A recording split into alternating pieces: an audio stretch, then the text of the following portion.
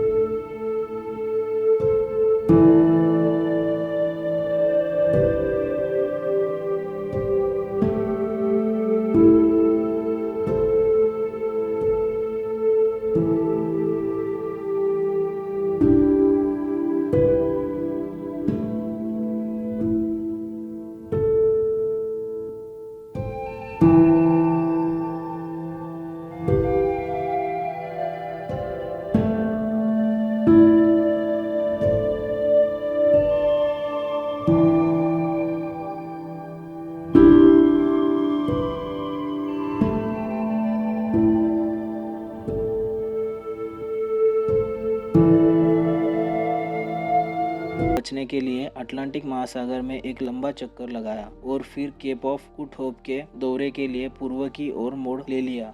ये Vasco da gamma को भारत की खोज में प्रमुख सफलता थी। फिर 7 नवंबर को उनका बेड़ा आज के दक्षिण अफ्रीका में स्थित सेंट हेलेना बे में पहुंचा। उस समय हेलेना बे का मौसम बहुत ख़राब था। वहाँ बहुत तेज़ हवा और समुद्री लहरें चल रही थी, जिस वजह से वास्को दी गामा का दल अगले 22 नवंबर तक आगे नहीं बढ़ सकता था। लेकिन फिर भी कुछ दिनों के बाद मौसम अच्छा होने पर उन्होंने यात्रा करना शुरू कर दिया और वे केप ऑफ गुड होप पहुंच गए, जहां पहुंचकर उन्होंने उस जगह का अच्छे से दौरा किया। जब Vasco da Gama Cape of Good Hope नामक जगह पर पहुंचे तो तभी उन्होंने महसूस किया कि उसका भारत तक मार्ग खोजने का सपना हकीकत में तब्दील हो सकता है। और फिर मार्ग को चिन्हित करने के लिए पहले के भांति वहां एक पत्थर का स्तंभ स्थापित किया और फिर आगे की यात्रा के लिए तैयारी करने लगे। केप ऑफ गुड होप के आगे की यात्रा उन्होंने 8 दिसंबर को शुरू की थी और क्रिसमस आने तक वे अफ्रीका के नटाल तट तक पहुंच गए।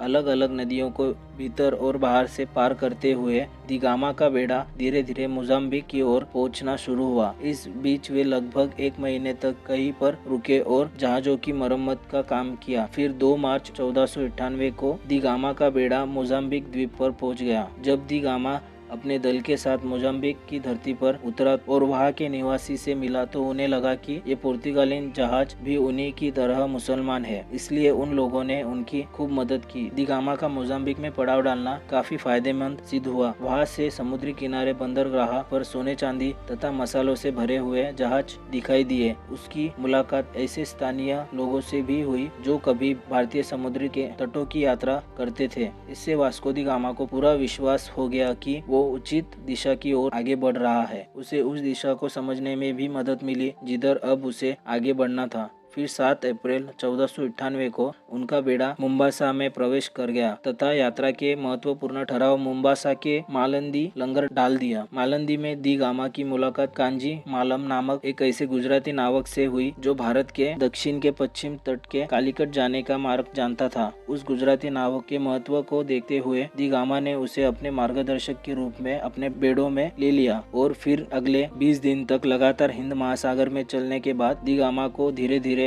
भारत के घाट और पहाड़ दिखने लगे और फिर 17 मई 1498 को वो भारत के दक्षिण पश्चिम में स्थित कालीकट के बंदरगाह पर जा पहुंचा। कालीकट में स्थानीय राजनायकों द्वारा वास्को दी गामा का काफी अच्छे तरह से स्वागत किया गया। वो यहाँ लगभग अगले 3 महीने तक रहा और भारत के बारे में बहुत सारी महत्वपूर्ण जानकारी इकट्ठा करता रहा। दोस्तों, वास्को दी गामा भारत आने और उसकी कालीकट में उतरने के बाद भी कई ऐसी घटना हुई जिसे अभी भी लोगों में सहमत नहीं हो पाई है। दोस्तों, यहाँ 3 महीने रहने के बाद वास्को दी गामा 2 साल से अधिक यात्रा करते हुए 18 सितंबर लिस्बन लौट आया। इस समय में लगभग 38,600 किलोमीटर की यात्रा की और दोस्तों, इस लंबी साहसी यात्रा के दौरान कुल 170 साथी थे, जिसमें से 116 की मौत हो गई थी। वास्को दी गामा को इस उपलब्धि से पुर्तगाल के राजा बहुत खुश हुए। उसे दूसरी बार फिर से 1502 में भारत की यात्रा पर भेजा गया था। इतिहासकारों का मानना है कि जब दी गामा विभिन्न भारतीय मसाले और रेशम के साथ अपने देश में पहुंचे तो उसने मसाला बेचकर ही यात्रा पर खर्च किए गए पैसों से 4 गुना ज्यादा पैसा कमा लिया था। दोस्तों, फिर 1524 में वास्को दी गामा की मृत्यु कालीकट में हो गई जब वो अपने तीसरे यात्रा पर लौट आए थे और उनकी मृत्यु का कारण मलेरिया था। जब दी गामा ने यूरोप और भारत के बीच का समुद्र मार्ग खोज लिया था तब दी गामा का नाम पूरे यूरोप में मशहूर हो गया था और उसकी उस साहसी यात्रा की चर्चा सभी यूरोपियन देशों में होने लगी थी तथा धीरे धीरे सभी देशों ने उसी खोजे रास्ते अपने अभियान भारत भेजने शुरू कर दिए थे, जिस वजह से पुर्तगालिन के बाद डच, ब्रिटिश और